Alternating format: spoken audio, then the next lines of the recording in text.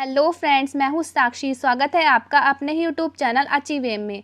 Friends, आज हम आपके लिए प्राचीन इतिहास के महत्वपूर्ण पर्सन की सीरीज़ का पार्ट 11 लेकर आए हैं, जिसका टॉपिक है मौर्य साम्राज्य। फ्रेंड्स, इससे पहले भी हमने पार्ट 10 में मौर्य साम्राज्य के क्वेश्चंस को डिस्कस किया था। यदि आपने वह वीडियो नहीं देखी है तो आप उसको डिस्क्रिप्शन में जाकर या फिर हमारे चैनल पर जाकर भी देख सकते हैं। फ्रेंड्स, ये क्वेश्चन बहुत ही इंपॉर्टेंट और सिलेक्टेड हैं जो आपके आगामी एग्जामों के लिए बहुत ही बेनिफिशियल होंगे।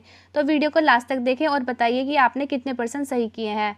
तो चलते हैं अपनी क्वेश्चन सीरीज़ की तरफ। Let's start. The first question is उत्तराल में अशोक का एक शिलालेख स्थित है। तो इसका राइट आंसर है कालसी में। कालसी में उत्तराल में अशोक का एक शिलालेख स्थित है और जो यह कालसी है यह उत्तराखंड राज्य में स्थित है और इसकी भाषा जो है वो प्राकृत है और लिपि जो है वो ब्राही है और यह अशोक के 14 शिलालेखों में से 13वां शिलालेख है। द नेक्स्ट क्वेश्चन, सांची का स्तूप किसने बनवाया?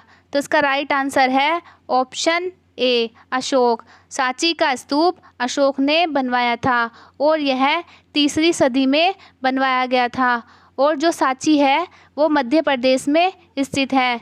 अशोक के शिलालेखों को पढ़ने वाला प्रथम अंग्रेज था। तो इसका राइट आंसर होगा दोस्तों option D James Princip. James Princip जो है वो अशोक के शिलालेखों को पढ़ने वाला प्रथम अंग्रेज था और जो जेम्स प्रिंसिप था ये ईस्ट इंडिया कंपनी में एक अधिकारी के पद पर था और इसने 1838 में ब्राही और खरोष्टी लिपि को पढ़ने में सफलता हासिल की थी।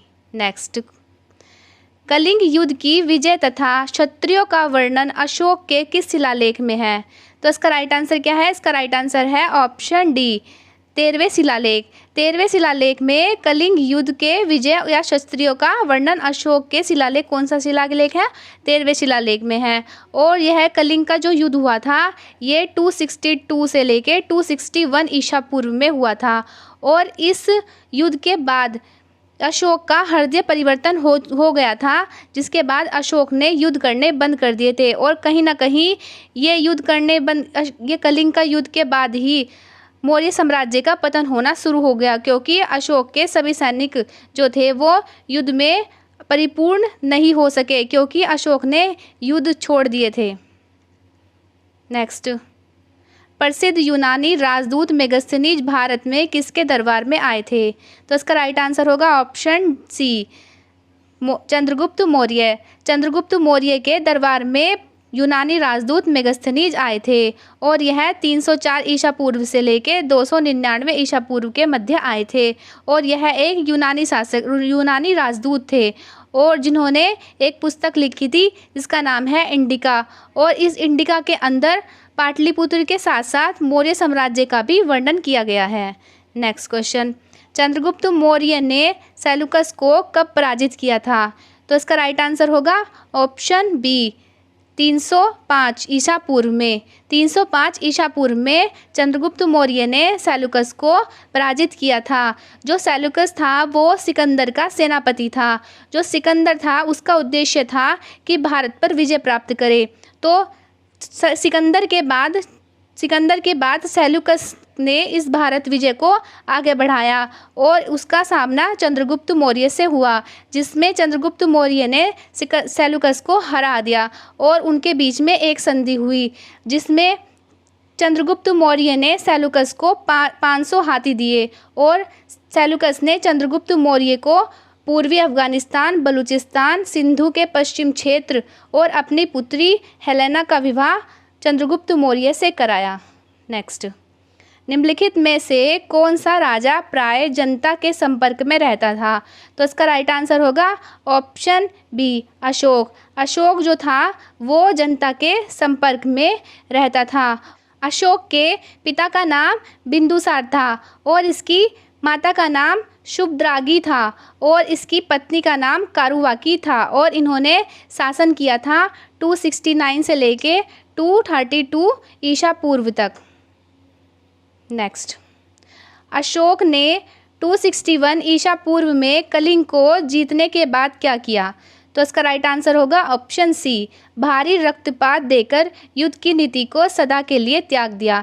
तो अशोक ने कलिंग के युद्ध के बाद युद्ध की नीति को सदा के लिए त्याग दिया था। नेक्स्ट, अशोक के अधिकांश अभिलेख किस भाषा व लिपि में है? तो इसका राइट आंसर होगा ऑप्शन ए, प्राकृत एवं ब्राह्मी।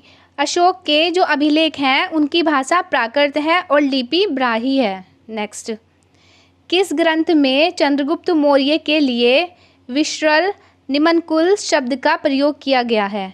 तो इसका राइट आंसर होगा ऑप्शन सी, मुद्रा राक्षस। मुद्रा राक्षस में चंद्रगुप्त मौर्य के लिए विश्रल निमनकुल वाला शब्द प्रयोग किया गया है। नेक्स्ट, अशोक के जो शिलालेख संगम राज्य के बारे में हमें बताते हैं वह कौन कौन से हैं? तो ये बताना है। तो दोस्तों इसका आंसर होगा ऑप्शन सी, दूसरा व 13वां।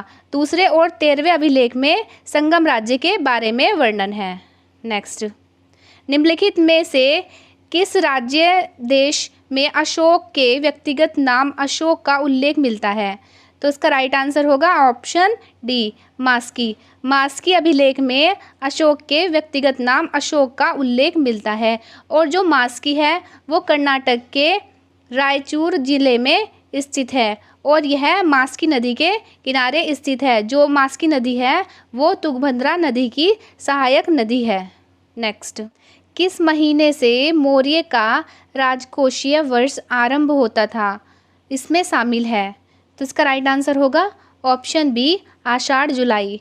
आषाढ़ जुलाई के महीने में मौर्य का राजकोषीय वर्ष आरंभ होता था। नेक्स्ट, अशोक के बारे में जानने के लिए महत्वपूर्ण स्रोत हैं। तो अशोक के बारे में कौन से स्रोत महत्वपूर्ण है? इसका आंसर है ऑप्शन बी, शिलालेख। शिलालेखों से अशोक के बारे में जानने को मिलता है। नेक्स्ट, अशोक के काल में कौन सी लिपि दक्षिण भारत में प्रभावित हुई थी?